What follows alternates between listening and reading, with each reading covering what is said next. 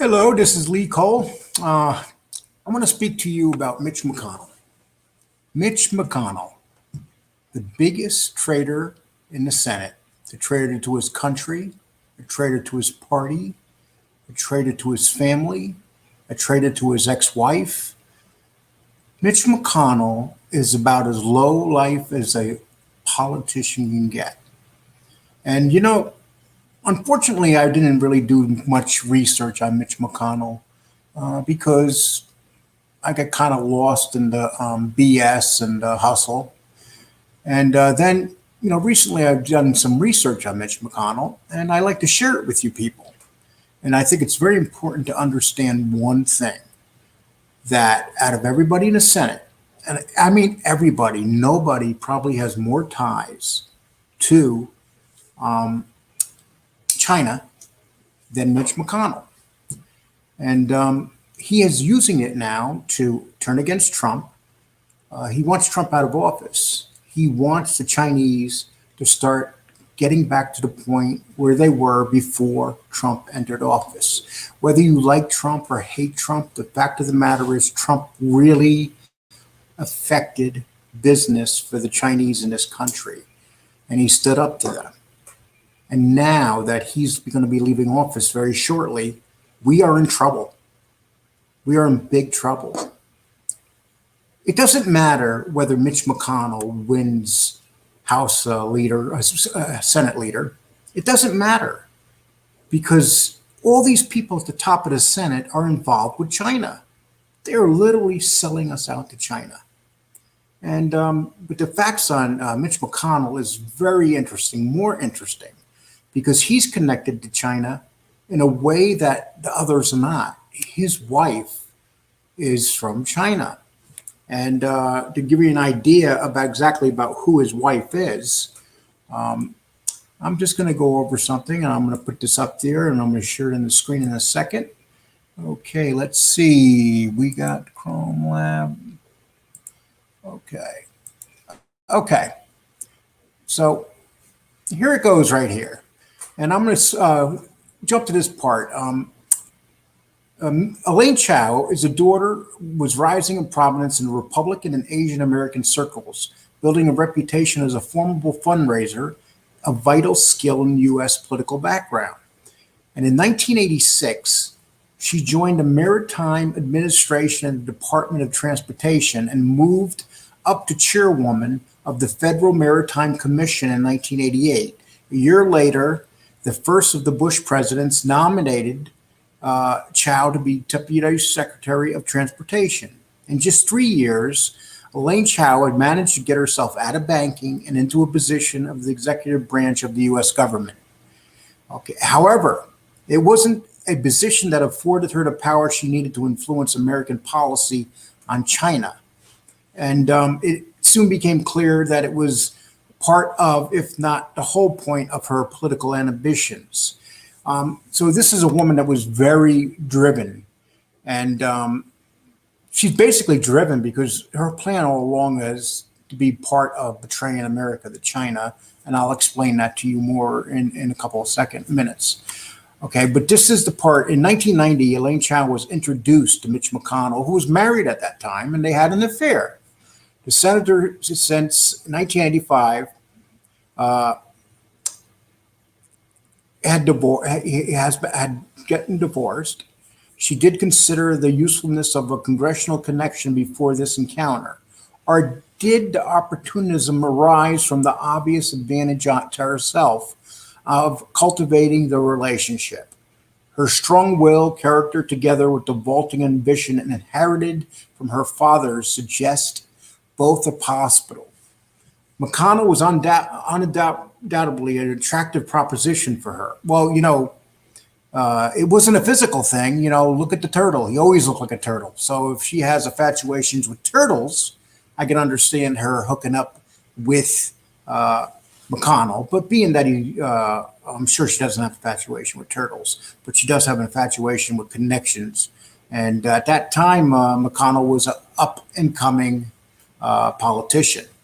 McConnell was what McConnell lacked Elaine Chao had in abundance. Moreover, she had the capability to make him into the man he wanted to be and partnered she needed to realize her ambition. So basically, it's a partnership. I can't imagine her doing anything beyond a partnership with the turtle. She introduced him to a level of society and influence he'd never known before. So basically, what she introduced him to were a bunch of Chinese people with a lot of money.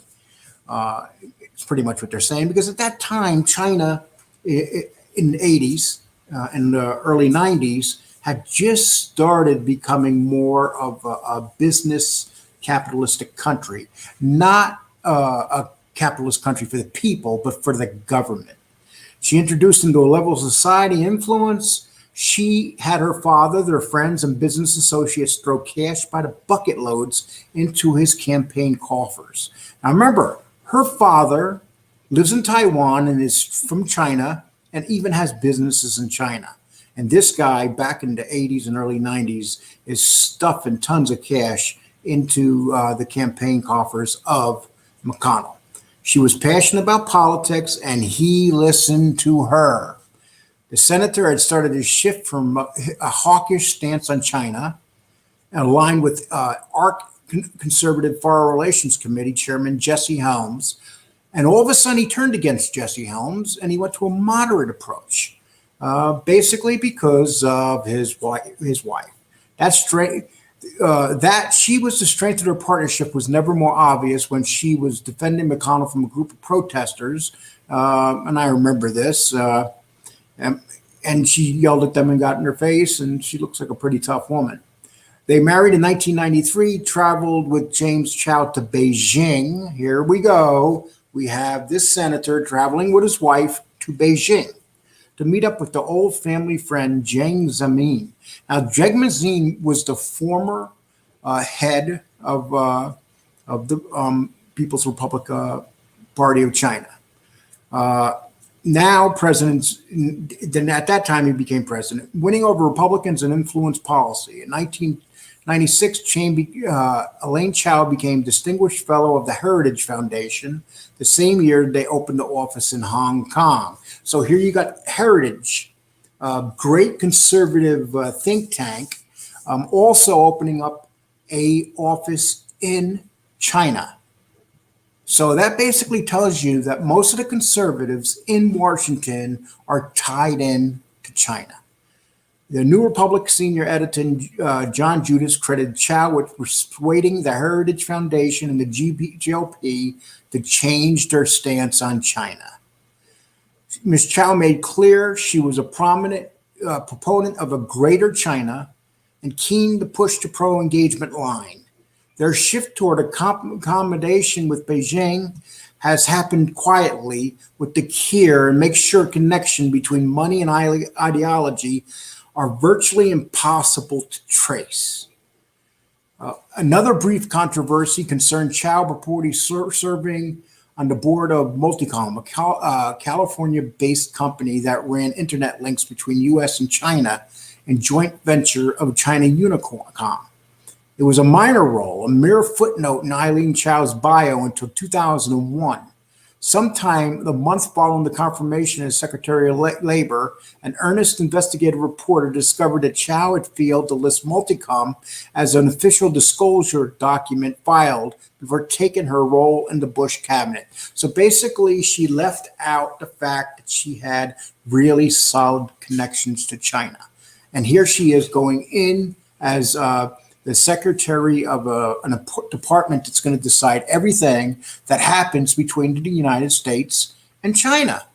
And then the lack of disclosure was described as an inadvertent admission, but admissions of this kind were taken more seriously in 2001 than they are in the Trump administration.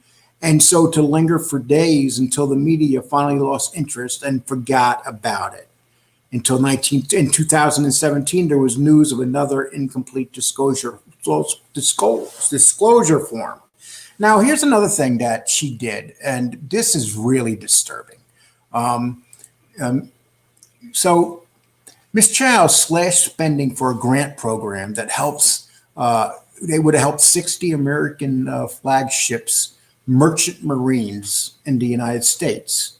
And she tried to scale back plans to buy new ships that would train Americans as crew members. And what she did this for the simple reason that she wanted China to further their merchant marine division across the oceans and stuff, especially around Mediterranean Sea, around the South Asian Sea, and other areas. So basically, she attacked our merchant marines from the inside to weaken them so that they would excel in China. She sold us out. And at that time, she was married to Mitch McConnell, so he knew everything that was going on. And now he's in full mode of turning against Trump. And the reason he's turning against Trump is because he doesn't fear Trump, because Trump's leaving office. And he just figures that in a little amount of time, everybody's going to forget all about Donald Trump. And I believe he's making a very, very serious mistake to think this. And if he continues thinking this, he's going to be the ruin of the Republican Party. But does it matter? Does it really matter if the Republicans never win the House again, never win the Senate again? Think about what they've done. They have literally, over the last 4 years, spent more money than, and they could have stopped it in the Senate. And I'm a Trump supporter. And they pretty much both times pushed Trump into a corner. I believe that Trump could have done a better job in just saying no. But I think that Trump didn't think he was going to lose and that it was very important for him to pass this. He passed the first stimulus bill and this stimulus bill. But he wanted the $2,000 put into it. And Mitch McConnell has said no. He told the Senate not to vote for it. And so here we go. Basically, what happened is Mitch McConnell, the turtle, betrays Trump and Trump's 74 million supporters. You know, here's where they're making a mistake. They think that Trump supporters in 4 years are going to forget about this and vote Republican. It's not going to happen. This has been a very bad calculation by the Republicans. And the Democrats are sitting back and watching the Republicans self-destruct. And, you know, the best thing that can happen is that the Republican Party does destruct. It doesn't deserve to survive any longer because it has betrayed the American people. And if you don't think they've betrayed the American people, then ask yourself this. Why has more money in the last 4 years been spent than any time in the history of this country, with the Senate being run by the Republicans? And, you know, people look at guys like Rand Paul and they don't realize everything that Rand Paul's saying about what's going to happen is true. Right now, we're printing money that we don't have as a country. They literally have a printing press where they're taking a bunch of paper and printing money. And this money is going to be no good to nobody. So they basically said, okay, here's $600, everybody. You all be happy, $600. You know, everybody that got that $600 has probably spent it in 1 to 2 days. The food prices have doubled because of Corona. And we're having awful times in this country right now. And this last year has been a horrible time. And this is all basically, the last year has been all about getting rid of Donald Trump. Yes, they're going to get rid of Donald Trump. He is not going to be state president. And it's unfortunate. You know, even in my head, I said that he should declare martial law because the election has been proven to be whatever. You know what I mean. And I got to watch what I say because YouTube has certain words that they trace and they don't like these words said. So I'm going to stay away from those words. But you people know what I mean. So here we go. Mitch McConnell has betrayed the country. He has told the rhinos in the Senate not to side with Trump when they do the counting, the official final counting, and any protest can come forward about the election. And they say, oh, Trump is having Josh Hawley fight the election. But it doesn't matter. Josh Hawley can't do anything because the only one that can get the Republicans in the Senate to go along with this, with Trump, is Mitch McConnell, because he is the leader of the party. And there's a group, half of those senators, maybe a little more than half, like the dirtbags like Romney and several others. And we don't have to get into them because we all know who they are. And these people are going to be primaried. And they will be pushed out of office. Now, McConnell, unfortunately, won his race just recently. And so Lindsey Graham, he just won his race too. Both guys won on the coattails of Trump. And now that they're at the point where Trump's about to leave office, they have turned on him. They don't care anymore. Let's look, McConnell's 80 years old. He may not even be alive. The odds are, if you look at life expectancy, by the time his term ends, McConnell may not even be alive. But these greedy bastards, they're 80 years old and they don't care. They'll just stay in office forever. They'll die right in office. That's how greedy these people are. Nancy Pelosi, Claiborne, you can go on and on. You have so many people, 75, 80 years old, and just staying there until the very end of their life. So we're at the point now. What are we going to do as the people? What are the people going to do? We have a lot of power, but unfortunately, we are being controlled now by both parties, not one party. Let's not blame the Democrats, because we Republicans are conservatives. I don't even consider myself a Republican. I'm ashamed to say I'm a Republican because they're more cowardly than any party that's existed in the last 25 years, including these little tiny parties. I mean, they're pathetic. They have given so much power to the Democrats. And American people keep saying, we don't want to change. They make the legislations in these states Republican. They make governors Republican. And even the Republican governors turn on the people in the end, whether it's the governor of Georgia, New Hampshire, Vermont, New Jersey. Republicans, that's what they call themselves. But they are not Republicans. They are Democrats, but I don't even know if you can call them that. You don't know what they are. They're like shift, what do they call that? Shift shapers. They just change their image and like a chameleon, they be whatever they want to be. So, folks, we are in trouble. We have these people, just think about McConnell's wife, Elaine Chao, to slash a spending program for our merchant marines because her father owns part of the merchant marines in China. Do you realize that right there alone, she should be fired? Just to try to scale back plans to buy new ships that would train Americans as crew members. The fact that she even tried to do that, but someone was smart enough to say no. But she still has her job. Here's one thing that we have to remember. This is the most important thing. Federal regulations prohibit federal employees from using their public offices for the private gain. And that's what most of these politicians are doing. They're working for private gain. And Americans have become so weak.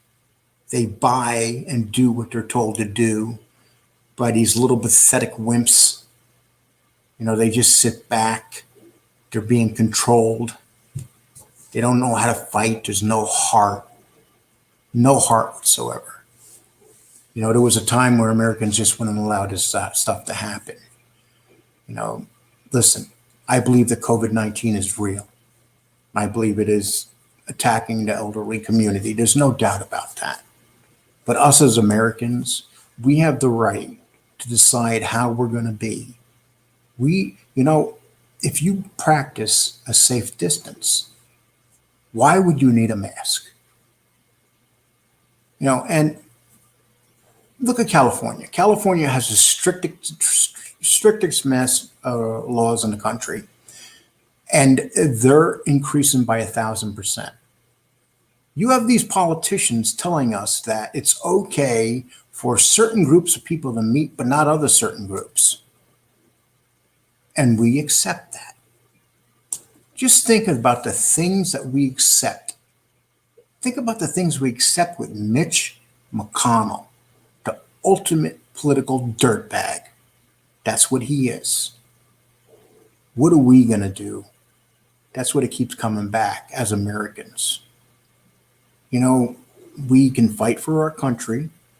And fighting, I don't mean running to the streets and hurting people. I mean fighting. There's a lot of ways to fight for your country without hurting people. Hurting people is the last resort. And that's when civil wars happen. And that's something that we want to avoid. Eventually, probably not in my lifetime, maybe so. There's going to be a civil war because we cannot go on like this.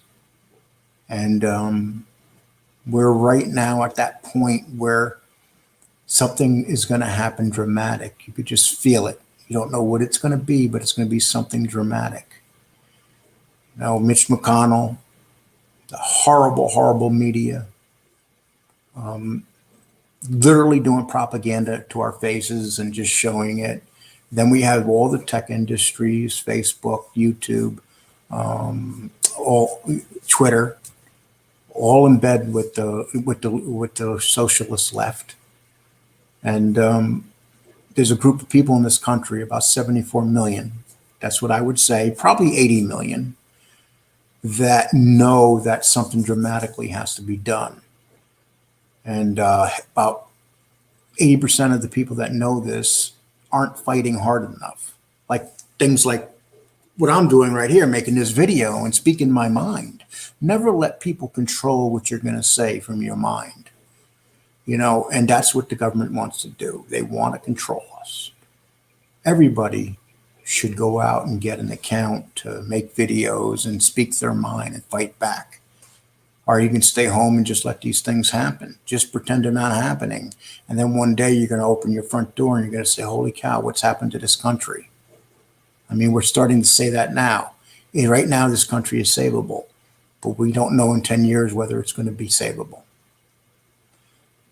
And this is pretty much what I just want to cover with everybody today. Remember that Mitch McConnell is a dirtbag.